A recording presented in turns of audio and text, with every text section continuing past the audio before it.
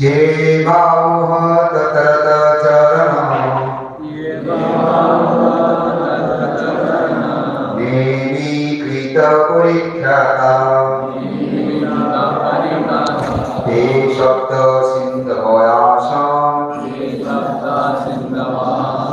यत एव कृता सप्तभुवोऽधिका ये वायुः तत्रत चरणः निरीकृत परिख्याता ते सप्त सिन्धवयासां यत एव कृता सप्तभुवोऽधिका ये वायुः तत्रत चरणः निरीकृत सिन्धवयासां यत एव कृता सप्तभुवोऽधिका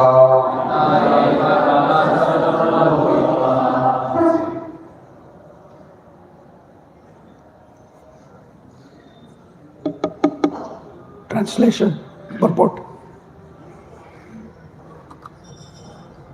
अनुवाद तात्पर्य श्री प्रभुपाद की कहते हैं, जब प्रियव्रत ने अपना रथ सूर्य के पीछे हाँका तो उनके रथ के पहिया की परिधि से जो चिन्ह बन गए वही बाद में 7 समुद्र हो गए और भूमंडल 7 द्वीपों में विभाजित हो गए।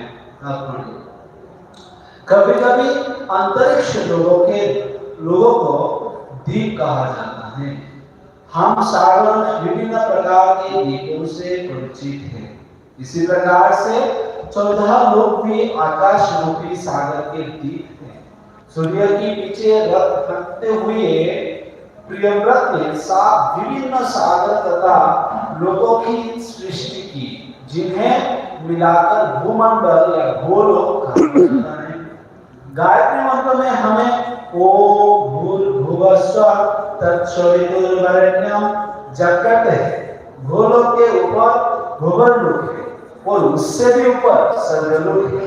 इन सबों का नियंत्रण सविता सूर्यदेव द्वारा किया जाता है। प्रातःकाल उठने के पश्चात गायत्री मंत्र का जप करने से सूर्यदेव की आराधना की जाती है। English.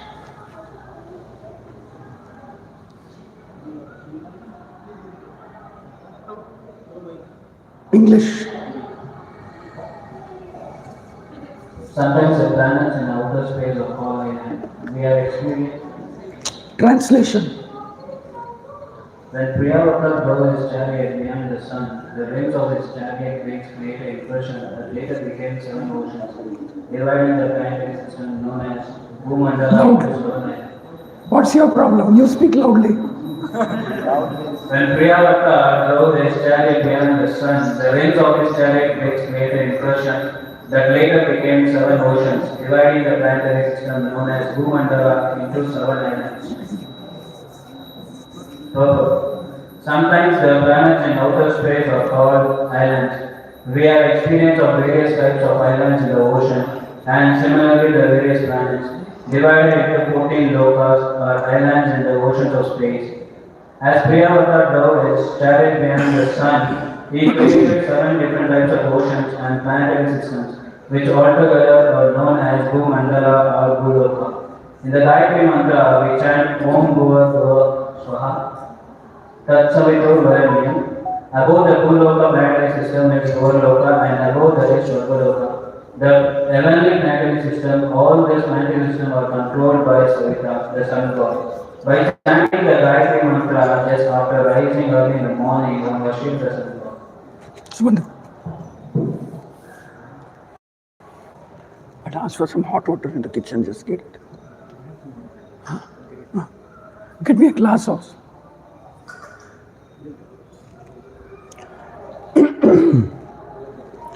मुखम करोति वाचालं पंगुम लंघयते गिरिं यत्कृपातमहं वन्दे श्रीगुरुं दीनतारिणं परमानन्दमाधवं Sri Chaitanya ईश्वरम्।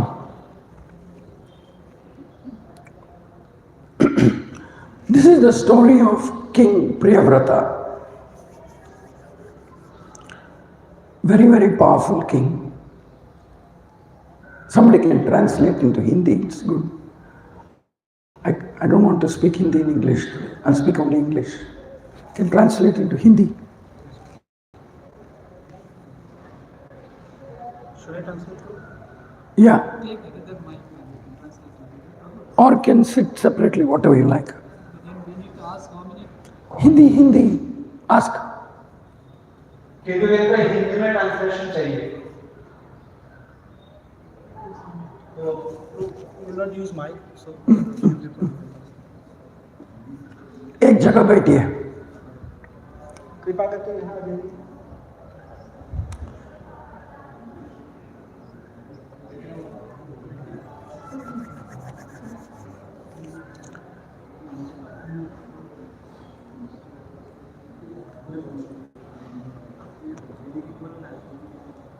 It's actually very difficult to imagine how powerful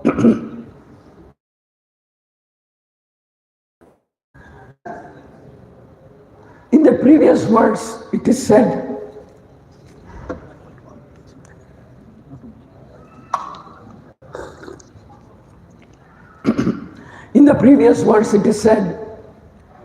that by the natural arrangement of God, there is daytime in one part of the universe and there is night in the other part. Mother, in this world also. It is mentioned in the previous verse, verse number 30, that Priyavrata did not like it. He didn't like it. He says, what is this? Why there should be? Why it is so unfair? If the sun is in the northern hemisphere, the southern hemisphere doesn't get much light. And vice versa. You know, what kind of system is this? What kind of sun god is this? He was saying, what kind of sun god is this? Priyavrata said, no, this problem should be addressed and we should do something about it. That is the power of the Kshatriyas. They were looking at the whole universe. And then what Priyavrata does is, he says, okay, let me... And then he follows the sun in his own chariot. And his chariot is supposed to be more or less as bright as the sun itself. As bright as the sun itself. He says, there should be uniform light all the time, everywhere. That's his thought process. This is amazing actually. And then he goes about trying to correct it, so he follows the sun. And it says in today's words, wherever he went,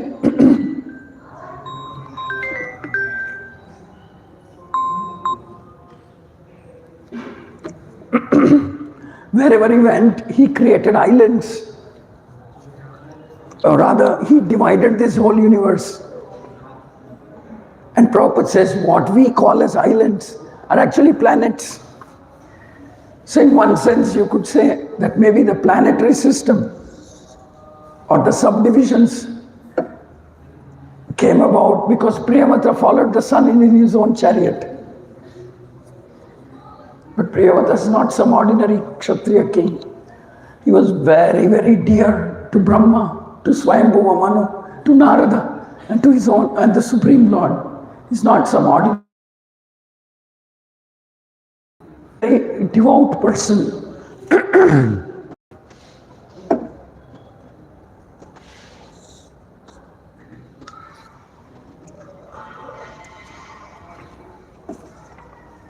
Very devout person.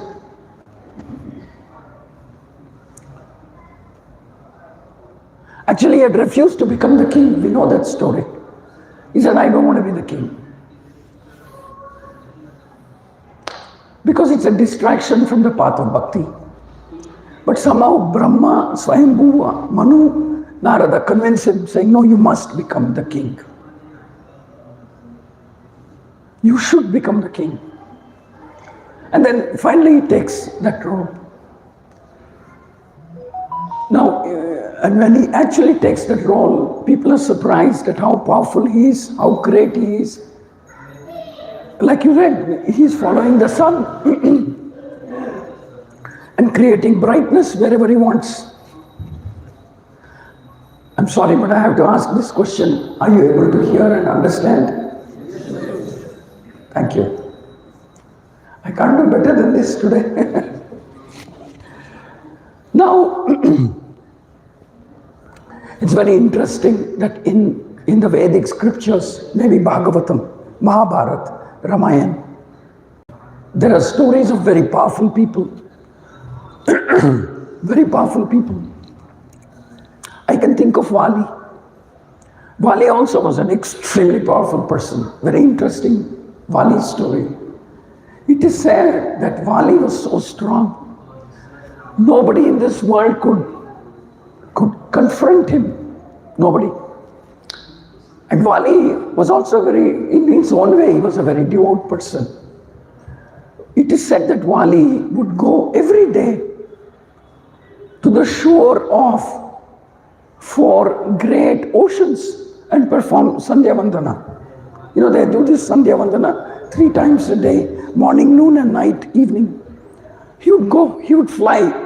He was so supremely powerful.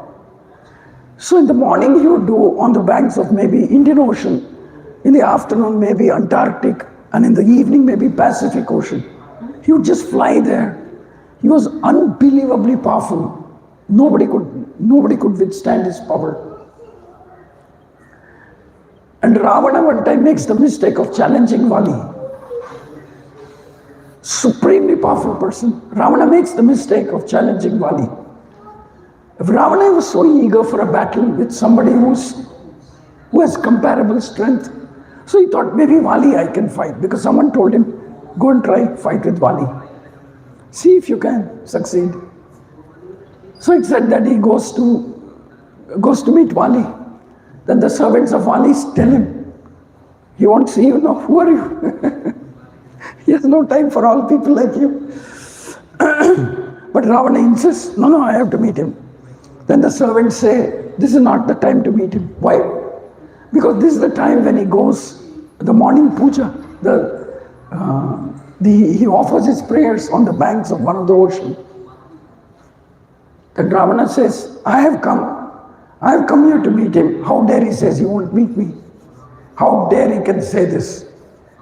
The Ravana insists on going. And it is said that Ravana actually goes there.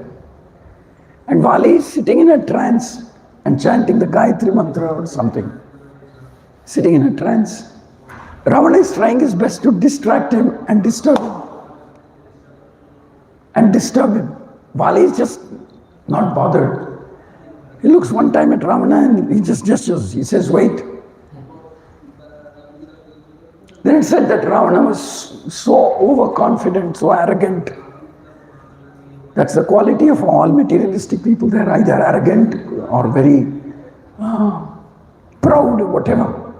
So it said that from behind, Ravana becomes so shocked. Somebody is telling him, just keep quiet. Let me finish, I'll deal with you. What's your problem? Can't you sit quietly? So it said that when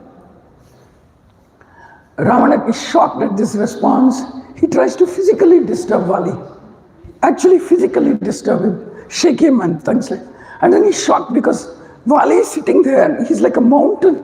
Ravana is not able to shake him even one little bit. Nothing is happening to Vali. Vali is praying. Then Ravana is trying his best. Then it said that Vali just takes his hand like this, grabs Ravana by his neck and brings him like this. So you imagine my hand is Ravana. Vali holds him like this. And then it is said that Ravana can't believe that he's been imprisoned under the armpit of Vali, right under his armpit. And he can't do anything about it. He's struggling and he's trying to pinch Vali. But Vali is Vali. He was so supremely powerful. And then finally, he's released by he's released by Vali. And then at that point of time, actually they make a friendship, Vali and Ravana. Friendship is not, it's not actually friendship. It's actually surrender by Ravana. Ravana says, I'll never come here and disturb you again. Please, you don't come to Lanka and disturb me. That's the main thing. You don't come to Lanka and disturb me. I'll also not come here. Ali says, all right. Jeete raho, beta. Thank you. Yeah, now unkita irukku. Airport ta. Mataji.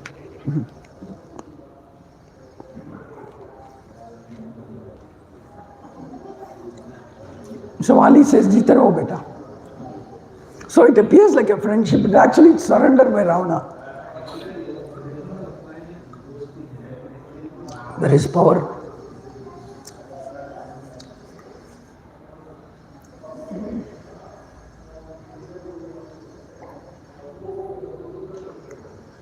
Many people are powerful.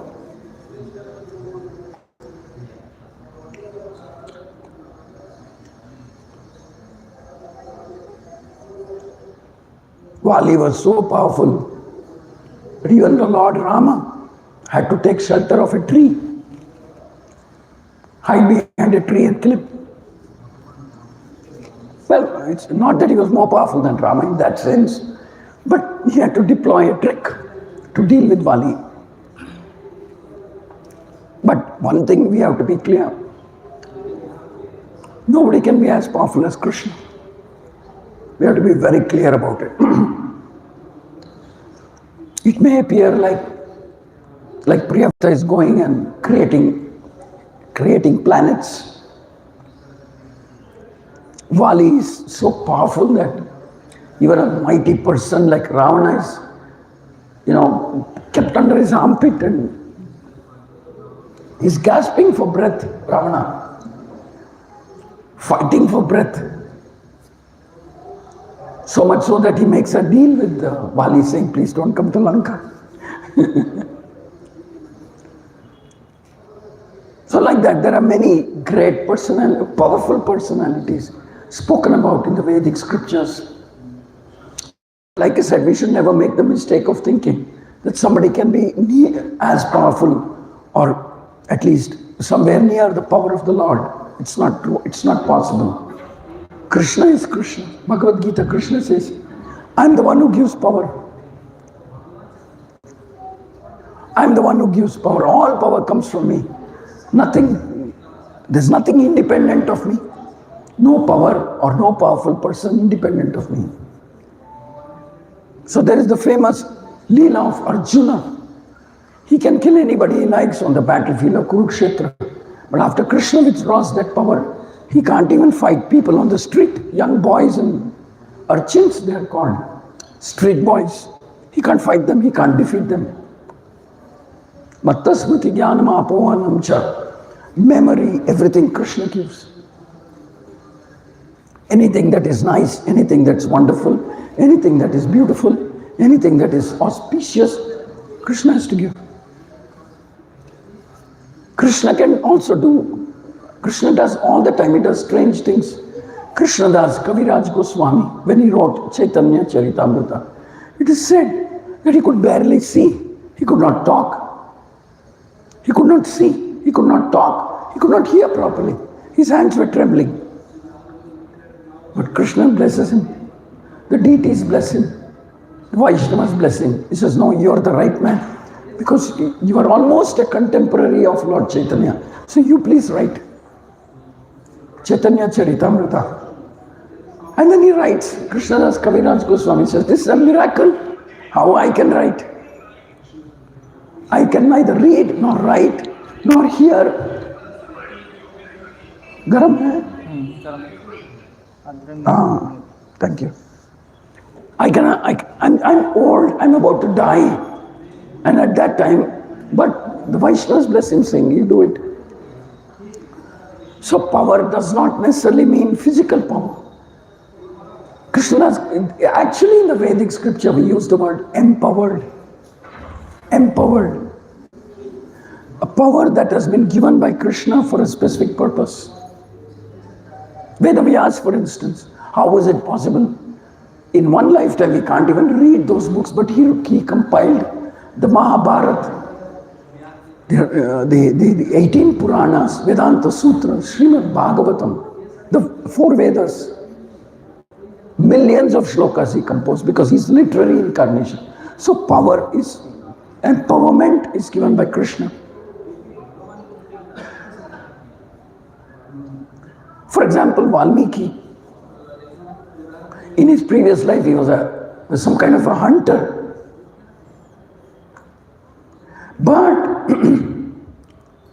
because he was exceptionally sincere,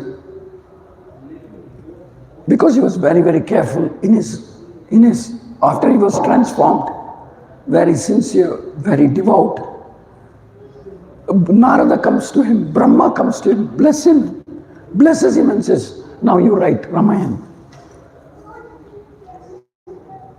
We bless you with that power to write. So, ultimately, power has to be given by Krishna. Empowerment happens by Krishna's merciful glance. And then it is said, for example, Hanuman was just like an ordinary monkey. Vanara, just like any other ordinary Vanara. But all the devatas come in a line to bless him. Because they know that this Hanuman, when he grows up, he will be doing exceptionally important service to Lord Rama. When he grows up, one by one they all come and bless him. One by one they all come and bless him. Sun God, Vayu, he's Vayu Putra, of course. They bless him saying, when he grows up, he needs it. But they also say that he will not remember all these powers unless it is essential, unless it is essentially required in the service of Lord Rama. So when someone volunteers, volunteers, very sincere and very clear that he will use whatever he has for the pleasure of the Lord, pleasure of Guru Parampara, then he is qualified to become empowered. This is a very, very important principle. Of course, independent of this, somebody can become powerful. In the Vedic scriptures, it is explained that one can, yogic siddhis, you can become powerful just by following some vratas. By following some vratas, somebody can become powerful. But that is not necessarily attracted to that. A Vaishnava is attracted only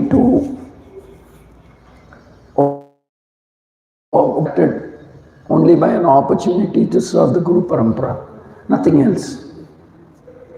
You can become a king, you can become this, you can become that, but it's independent of the Guru Parampara. So the Vaishnava says, what's the use? What's the use? I'm not so interested.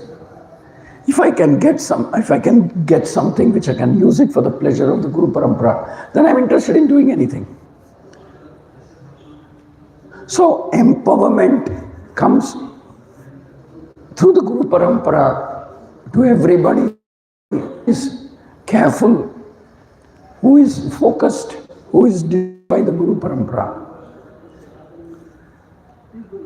It is said that Valmiki himself admits that he was just an ordinary poet. That's what is mentioned. Before he started writing, before he became empowered to write the Ramayana. It's because of the merciful glance of Brahma and Narada that he became empowered to compile the Ramayana. Simply mercifully, they chose him and they blessed him. Now you write. You're the right person, please go ahead. And he compiled the whole of the Ramayana. And what is the nature of power he got? It is said that simply by his meditation, sitting in one place, by the power of his meditation, he could visualize past, present and future. Because he was there at the same time when Ramayana happened. He was there at the same time when Ramayana happened. He could visualize past, present and future also. Actually, there is no limit to how much Krishna can empower. Guru can empower. When Guru develops complete faith, there is no limit. Krishna says, all my power is there for you. I'm ready to give all my powers, provided you're going to engage it properly in the Guru Parampara. So Valmiki was empowered by Brahma, by Narada. So ordinary people can become extraordinary people by their dedication to the Guru Parampara.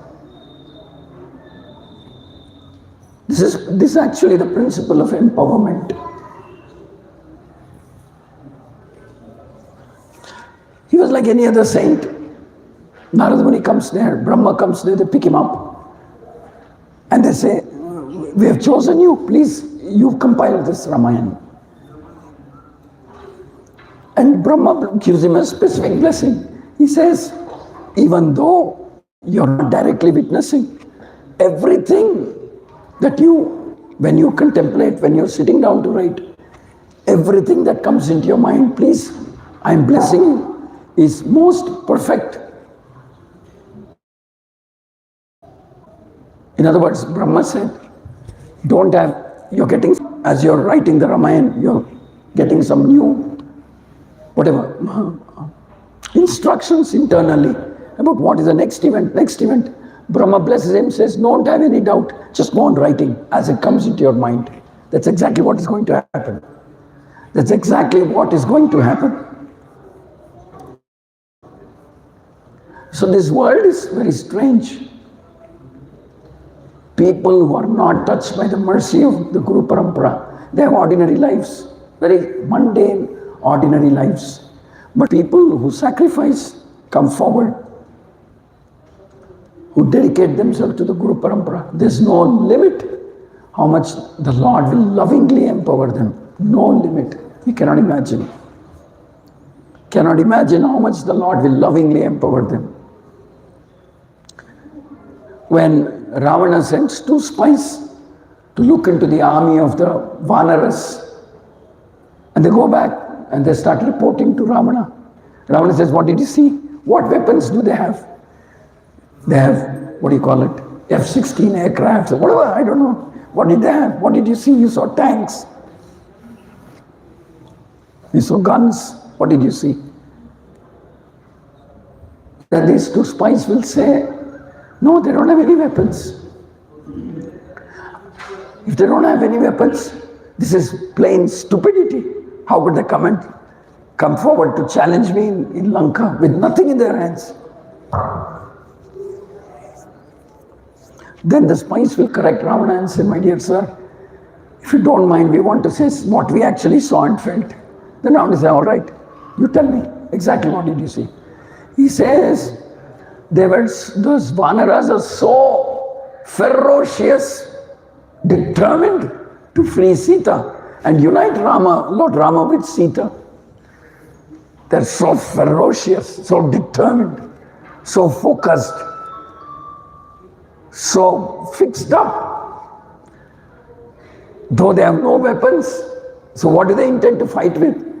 Then the spies will say, maybe they'll take the trees, boulders, rocks. If they have nothing, they'll use their hands and nails. Use their hands and nails.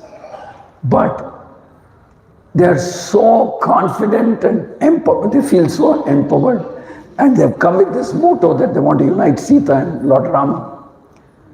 It's very scary to be in their presence. We got scared to be in their presence. They're so focused. And there, on top of everything, are the divine presence of Lord Rama and Lakshmana, smiling and very lovingly looking at all of them. One look by this great personality, Lord Rama, they become so enthusiastic. Of the sons of Ravana, the generals and others, and turn Lanka upside down.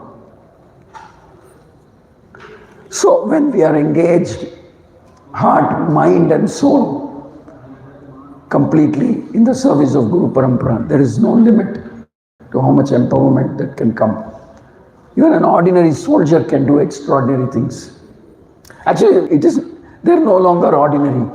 the moment they decide that they will offer this life in the service of Guru Parampara, they are no longer ordinary people.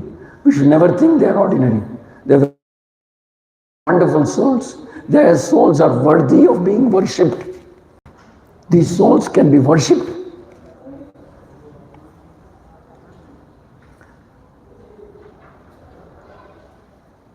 This is the beauty of bhakti.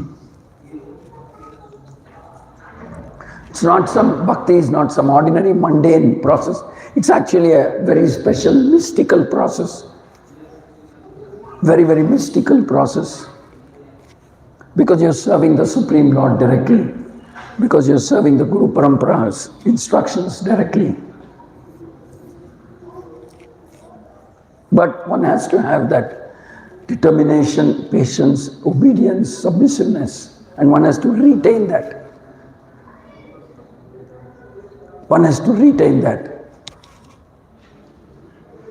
When Hanuman comes back to meet Lord Rama after visiting Lanka,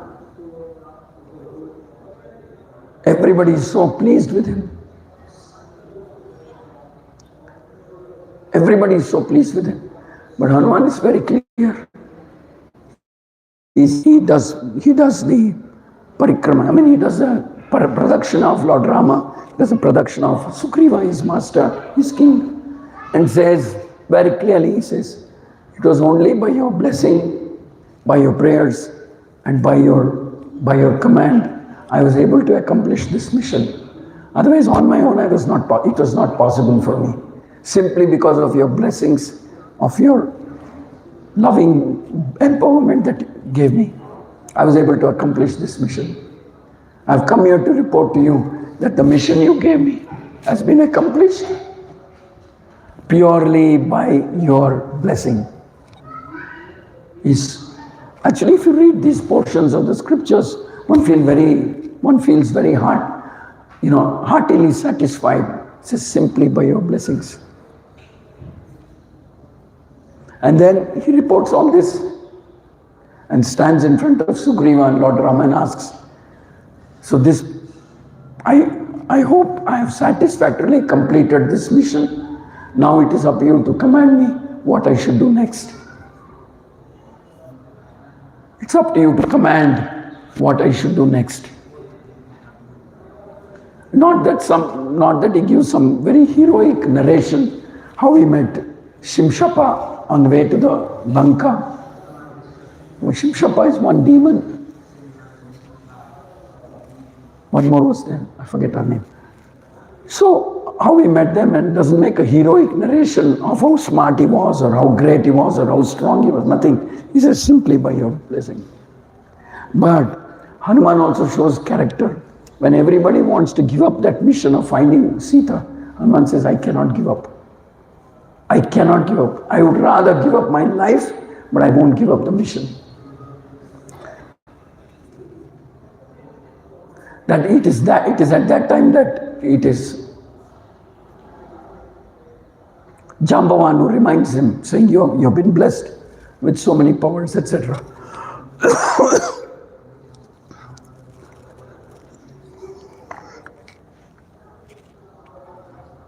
So this is the process of empowerment.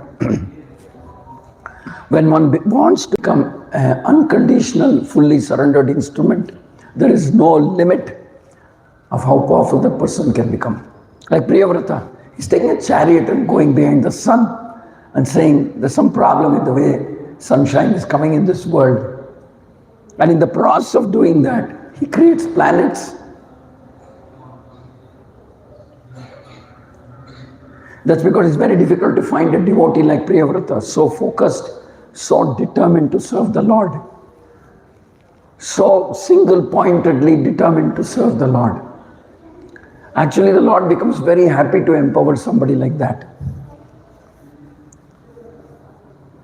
After Yudhishthira wins the kingdom back after the Kurukshetra war, Yudhishthira goes and tells Krishna, actually I didn't do anything. It is you who made this victory possible. And then Krishna says, yes, you know how happy I am today that I've been able to I have been able to reward you for being such a wonderful devotee. I don't think there's anybody more qualified than you right now in this world to be the king. I'm so happy to hand over this whole world to you. And I'm waiting to see how under your rule, how everybody will be happy, prosperous, protected, and they'll also be nice devotees.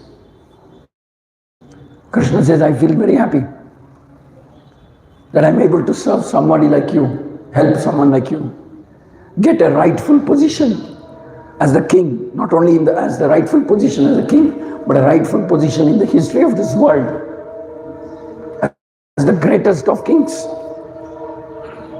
Krishna is actually waiting to empower. Guru is waiting to empower. We made that song. I was very keen on seeing that. What would Guru Maharaj's reaction be when we wrote that song? Our glorious Guru Deva. So in that song there's one line, what's impossible? Anybody remembers?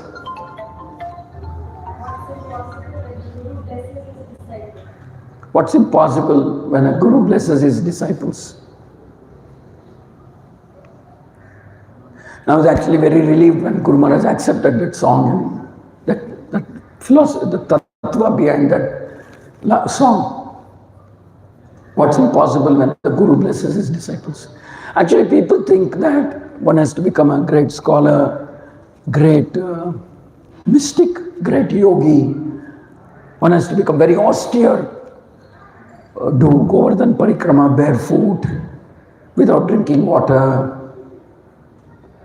Or people sometimes get ideas like this. No, that's not the right way. You should become an unconditional, dedicated, humble, submissive, simple-hearted servant, menial servant of the Guru Parampara. That is the right way. That is the right way. And as per time, place and circumstances, the Lord will engage you in whatever way He likes. Because the Lord will develop trust in such a devotee. The Lord will develop trust in such a devotee. He'll engage you in whatever way He likes. For example, there's one person who doesn't fade out of all the scriptures, Narada. He doesn't fade out, he comes in, he pops into everything.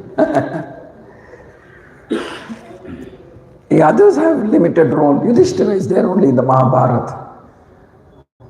Or something, and Arjuna is there in the Mahabharata. But Narada Muni pops in everywhere. He is personally empowered by Krishna. Dearly, very affectionately empowered by Krishna. So much so that Krishna likes him, Krishna worships him. He says, no, I'm Grahastha, you're a mendicant sadhu. Krishna worships him when he comes to Dwarka. That is the limit to which Krishna will go. Here is a case where Krishna is worshipping his own devotee, Narada. Oh, great Saint Narada has come. Let's receive him properly. So Krishna plays the role of a grahastha, receives, gives him a respectable chair, a seat, etc. Narada walks into Indra's chamber. And then the mystery is, that mystic element is that Narada goes in the self-same body, whether it's the spiritual world or the heavenly planets, which is normally impossible. Which is normally impossible.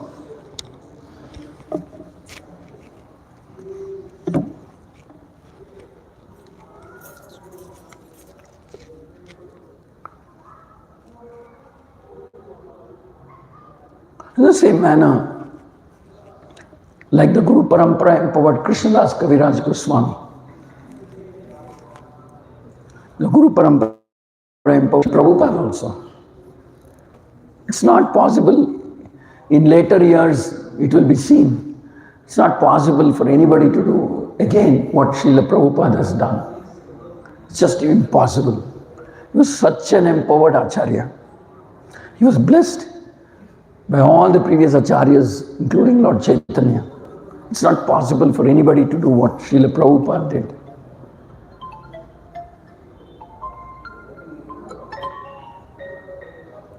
to this, his empowerment is expanding.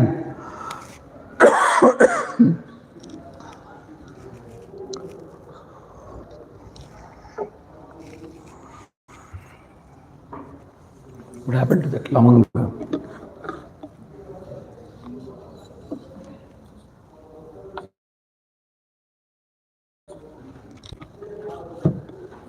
I had one more. नहीं वो क्या बोलता है उसको? Club.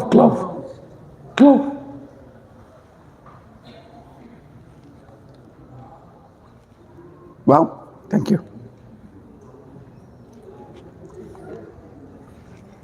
His empowerment is ever expanding, Srila Prabhupada's, because so many years after he left, to this day, his books have such powerful impact. Actually, not only the personality of Prabhupada is empowered, the books he has written, they have power. Every word in Prabhupada's book is powerful. Every single word, every single Lord Chaitanya personally.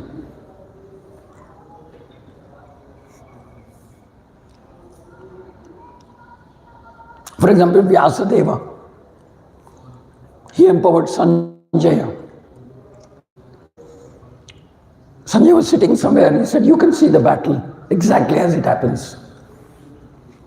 And then you speak this to my son, Dhritarashtra.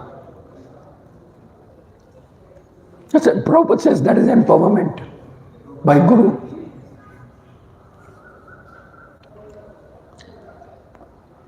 Of course, there is a normal temptation when we hear these stories. Okay, how nice it will be if I also become empowered. It's kind of natural that we feel, why I wish I could also become empowered. I could also make millions of devotees, or whatever.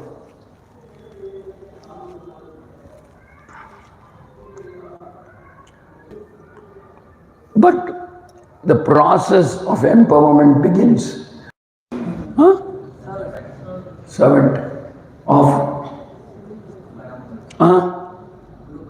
Guru Parampara. And Guru wants to engage me.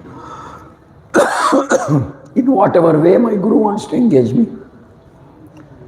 Let me have the good fortune and intelligence to be available in whatever way, however way, whichever way, whenever, wherever my Guru wants to engage me. Let me be always available.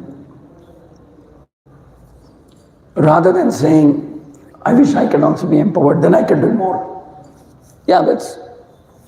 But Vaishnava somehow understands that the process of empowerment picks that person who genuinely feels the other way.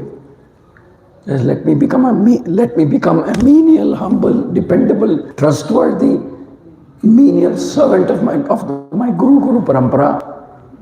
And let me always be available in their service unconditionally. Always be available in their service unconditionally. And let me, what's the last line? Let me, last line is very important.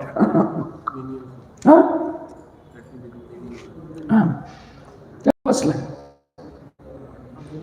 Let me always remain like that. Let me always remain like that. Not that we start thinking, okay, let me be like that. But that's a stepping stone. Eventually I'll become a great hero. Eventually I'll become great. I'll become powerful. Everybody will talk about me. That's a stepping stone to say, no. And let me always stay like that. Let me always remain like that. It is said that when someone genuinely feels this way, the whole Guru Parampara will worship that person and say, you are that person who has understood the philosophy of bhakti most perfectly and completely. Most perfectly and completely.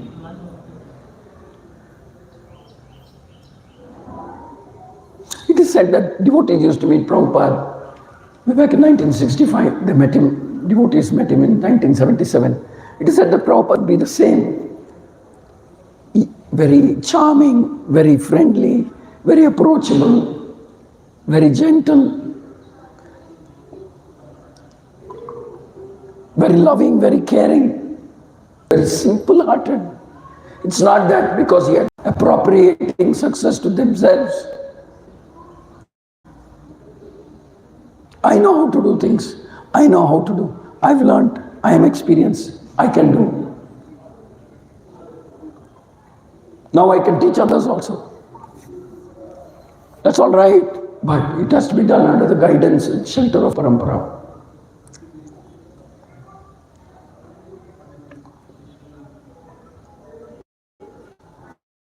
Story of how different people become empowered. And there's also the story of how different people become empowered for some time and then get destroyed. And there's also the story of how different people stay empowered eternally, like Narada Muni. Every time Lord Chaitanya would command them to do something, go back to Lord Chaitanya and say, how can, because of your order, is the power of Krishna's Maya? Impossible. Many times Krishna doesn't test us brutally because it will be very embarrassing for us to be exposed. It can be terribly embarrassing for us. That's why Krishna spares most of the time. But the fact is we cannot withstand anything in this world. Power, lust, greed, envy, anger, anything is enough to destroy us. There's something called staying under the shelter of Guru Parampara, moving out of the shelter of Guru Parampara. So as long as we stay under the shelter of Guru Parampara, then it becomes the responsibility of the Guru Parampara to protect, bless.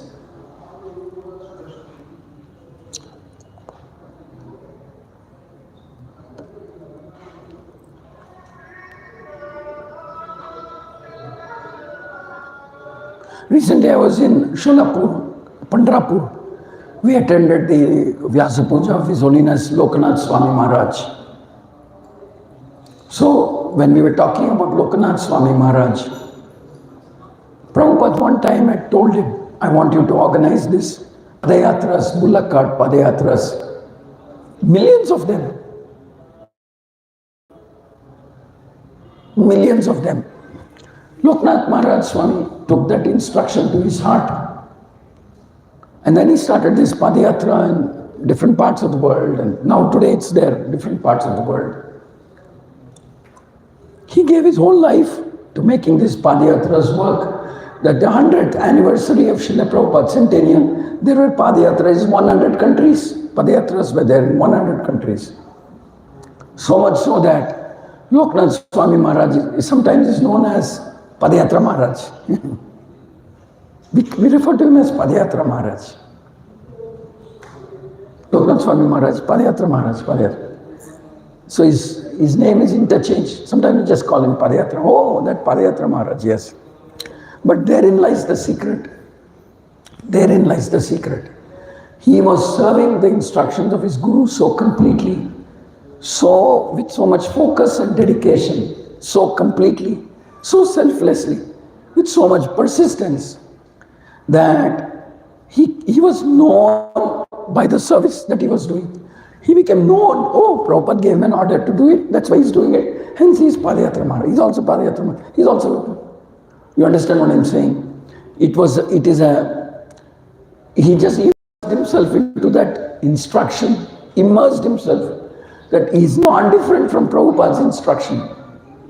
So to the point where he was being called Padayatra Maharaj. Therein lies the secret. Even now, if you go and talk to him, he's always thinking about how to. Now he's talking about introducing Padayatra in all states of this country. Weekend Padayatra. Different things he's talking about. So,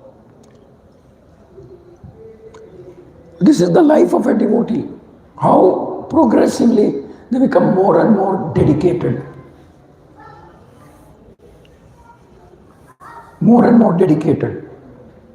More and more they dissolve themselves in the instructions of the parampara. They dissolve their identity in the instructions of the parampara. Like Japataka Maharaj, His Holiness Japataka, developed Mayapur. Maharaj is, wherever he goes, he is known as the Mayapur Maharaj. He is referred to as the Mayapur, the man from Mayapur. And Mayapur is growing and developing because he just stuck to that instruction from Prabhupada.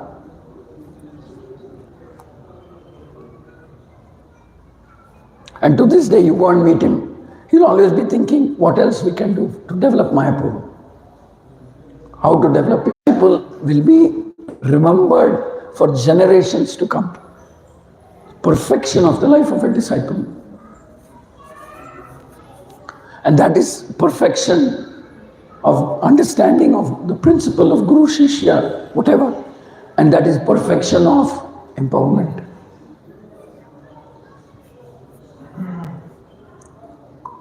We don't have to create planets as Priyavrata Maharaj is doing it. Don't worry, he will do it for you. We don't have to do so many other big things that we want. We feel like there are different demigods organized already, they're doing it. What we have to do is to understand that this life is meant to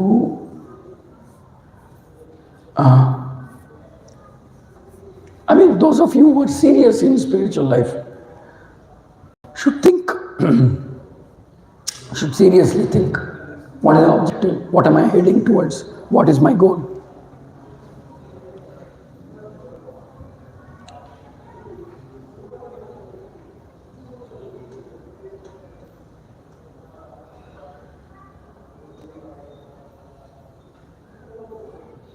See, dedication, selfless dedication, and with simplicity is very rare quality. But you can be sure that such of those people who are blessed with that quality. How do you get this quality? You get this quality by regularly hearing this Bhagavatam and Chaitanya Charitamrita. And about the life stories of glorious devotees. When somebody has this combination of dedication, selflessness, simplicity of the heart, and the determination to be positively engaged. There's always things going wrong in this world. This world is not a perfect place. That choice you have to make. You want to look at things that are going wrong, or you want to look at how short life you have, and you want to dedicate it. There are always things going wrong. Do you want to focus on that? Very special qualities. People who have this dedication, simplicity, selflessness, sacrifice, that is real austerity. In fact, in the 18 lessons that we can learn from the Ramayana, as mentioned by great acharyas, one of the most important lessons that Ramayana teaches us is the power of dedication of a disciple. Selfless, complete, selfless, wholehearted dedication and surrender of the disciple to showing the power of that principle. One of Hanuman came back after he saw Sita. Rama was so pleased with the quality of dedication, fearlessness, sacrifice, focus of Hanuman when he comes back and reports to Rama that he found Sita, etc., etc. In the Valmiki Ramayana it is said that Lord Rama, after Hanuman, actually kneels down and presents the whole sequence to Lord Rama with folded hands. Because Sita Mata would have instructed him, when you go and report, in what mood you should report. Because you are going as my representative, my messenger. Kneel down with folded hands, very respectfully address the Lord of my life, Lord Rama. Speak to him in pleasing words, in very, very pleasing words. Hanuman is so happy to do that. So happy to be there in front of Lord Rama. And Lord Rama is the king. The Lord Rama is Lord, very magnificently, very lovingly looking at Hanuman and listening to what Hanuman is saying. And every with every word that Hanuman is saying, Rama is becoming more pleased, more happy that his wife, his consort Sita is safe, etc. And it's said that after everything, Hanuman says, but Rama is looking around, I have nothing to give you. He says that I have nothing to give you right now. I'm in the forest, you know my situation. I'm actually the king from Ayodhya, but I have right now nothing. Lord Rama picks him up. But there's one thing I can give you.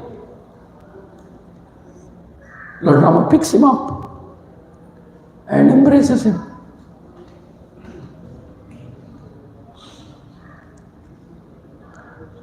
Embraces him and says, you've given me so much pleasure today. Unfortunately, the only way I can reward you today is to embrace you, to show how much gratitude I have for you. How much love, how much gratitude, how much appreciation that I have for you. Will you accept my embrace? With his arms outstretched, Lord Rama is asking Hanuman, will you accept my embrace?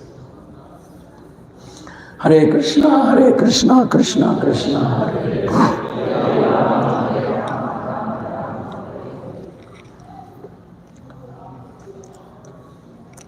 Any questions, I'll try and answer.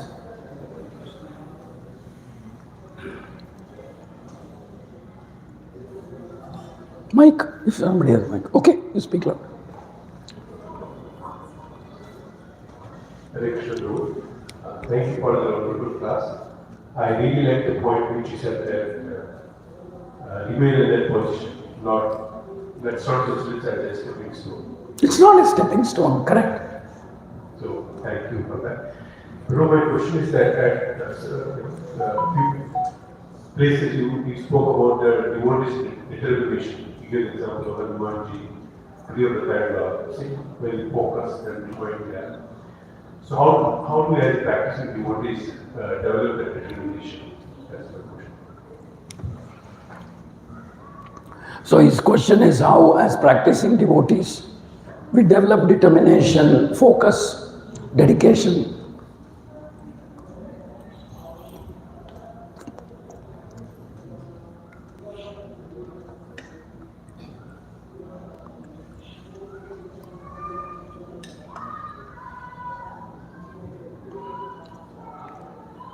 See, at the beginning, it begins by accepting that the goal of my life is to eventually become dedicated, simple, humble, selfless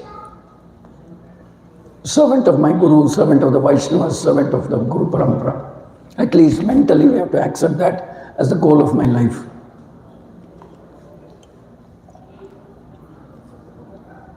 Somebody who accepts that, or at least mentally is keeping that as the goal, at least his journey is in the right direction. You may not be practicing it, you may not be fully understanding it also, but at least you fixed your destination correctly. Rather than in your mind, if you think that we should do all this, eventually we should become empowered. We should become big preachers, we should become this or that. Well, that's a lot better than not having any spiritual interest. But the point is, we don't know where that track goes. That's definitely not the Gaudiya Vaishnava mood. Gaudiya Vaishnava mood is that at least you begin your journey fixing your destination properly. Your destination should be, your goal should be that I want to become like that.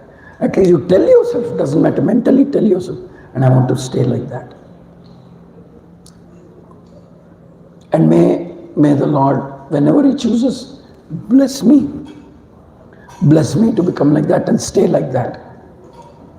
May my Guru accept me in spite of all my faults, bless me so that I stay like that, I become like that. Actually, this is the only job of a devotee, to keep praying. Keep praying that let me become a simple, humble, dedicated, selfless menial servant, surrendered servant.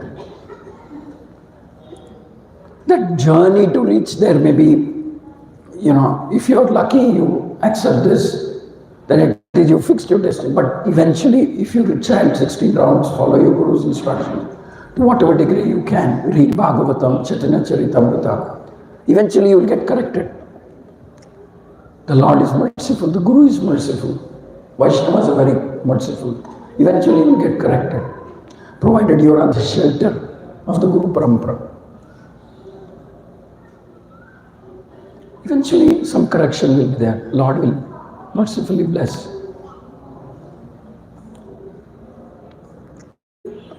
Hearing from Bhagavatam, Acharyas, they develop that kind of inclination. They are blessed. They are very fortunate.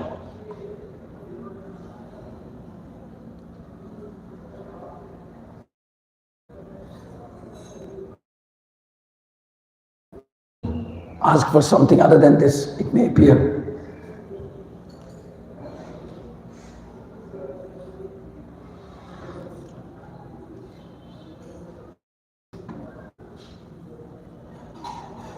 So it begins by hearing, begins by fixing our goal.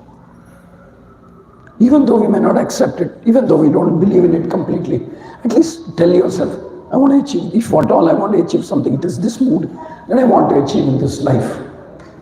And leave it to Krishna. Krishna, you do whatever you like, but let me develop this attitude.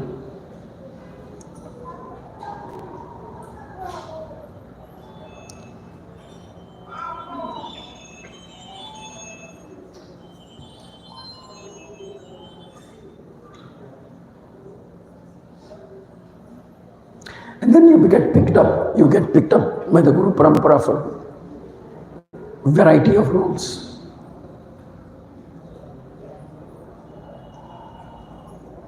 But if we are driven strongly by our own goal, our own attitudes, our own preferences, our own ideas, sometimes very difficult to make out. You may think, oh, it's also Krishna conscious.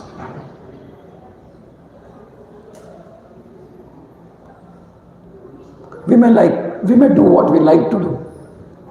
There's a big difference between doing what we like to do and liking what we are asked to do. We may do what we like to do, but there's a big difference. What I like. No.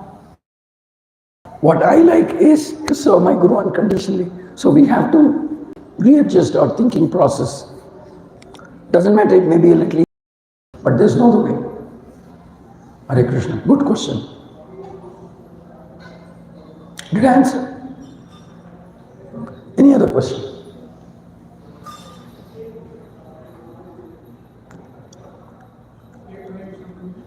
Yes.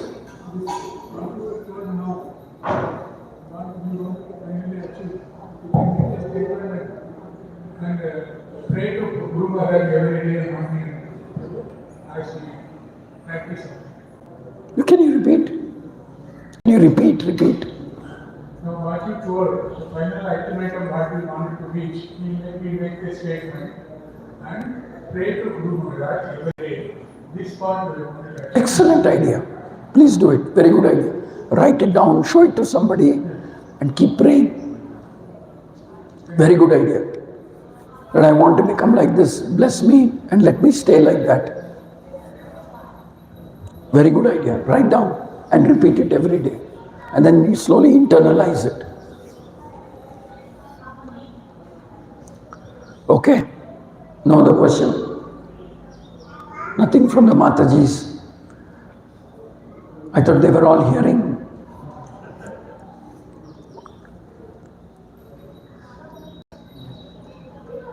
Grantaraj Srimad Bhagavatam ki. Shamkund Prabhu, you want to say something? Sure.